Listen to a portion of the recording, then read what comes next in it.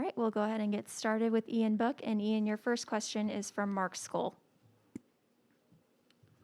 Hey, Ian, just wanted to know how you think the offense played today, and then what did you think of Liam Eichenberg's eye and how he was blocking for you out there despite being out there with basically one off? Yeah, first off, I thought we played a great game on offense. After every game, there's going to be stuff to go back and watch on film and get better at, that's for sure. There's never a perfect game, but the energy was good. We were happy with, obviously, running the ball was unbelievable. And I just thought it was a clean game for us on offense, after an early mistake, and we were able to fix that.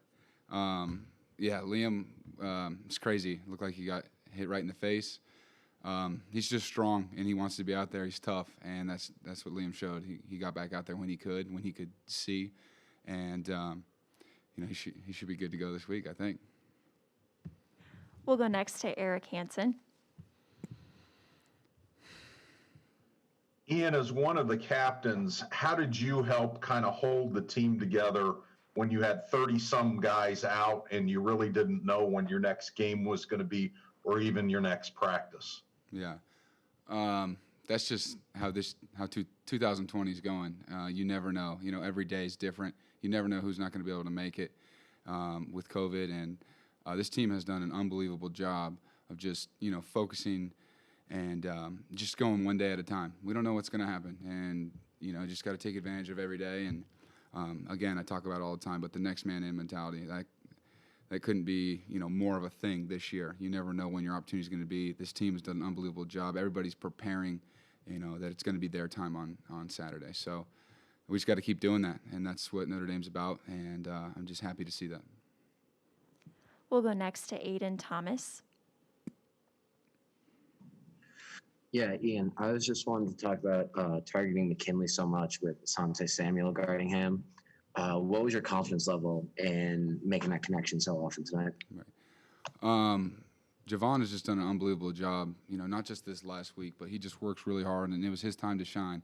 And we knew that matchup was going to be a good one. And I just believe in Javon. I've been with him, he's my class. I've been with him, we're on 5 years now. So our connection is great. Our chemistry is good. And, I was going there a lot this week, and he was making the plays, and I knew it was his time to shine. And that was a matchup we all wanted to see. I know he could come out on top. Their DBs were great players, but, I believe in Javon to go make the big play when you have that opportunity. So he's an unbelievable player for us, and he's someone on the perimeter I want to get the ball to. We'll go next to Andrew Mentok. Hey, and Coach Kelly mentioned that during the week that you were saying you felt really good, and that kind of translated to you pushing the ball down the field more this game. Can you talk a little bit about what exactly, why you felt better this week, and did in the weird way the layoff help in any way? Mm-hmm.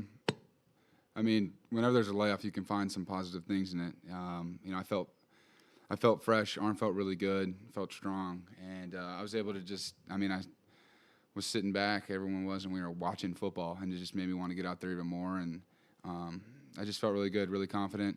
Was working on my mentals. Felt really good about that. And again, my arm just felt really good. And when we all got back together, it was just such a great feeling having the whole team together, and you could just kind of feel the vibe with the team that, we missed time, but we want to be together every single day, practicing and playing. You never know when your last game might be, and that's what this team does a good job of, and that's why my confidence level is so high. And we'll go next to Pete Sampson.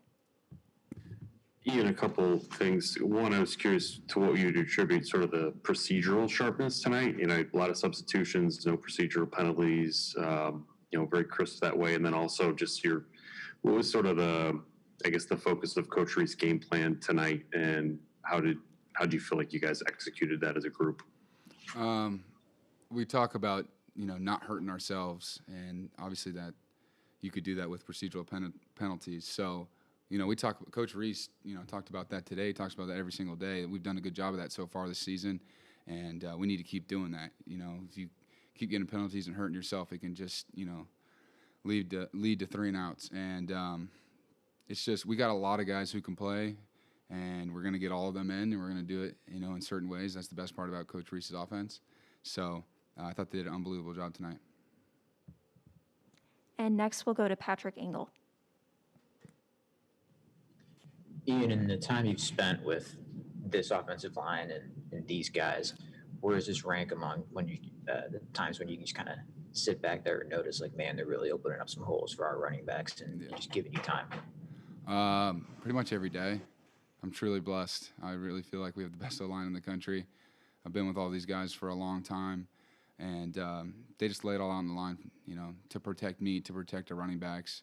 And they're just fun to be out there with. That's what I notice the most. I have so much fun out there. I trust all of them, and I honestly just blessed I have that O-line. I really feel like we have the best O-line in the country, and day in and day out at practice, they show that, and that's what also boosts my confidence. I know they can get it done on Saturday.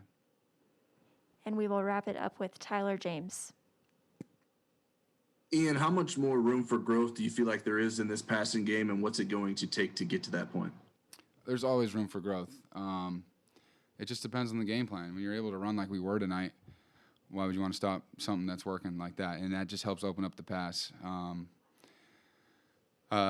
Strictly in the passing game, I think it's going fine, and we can grow in the running game and in the passing game.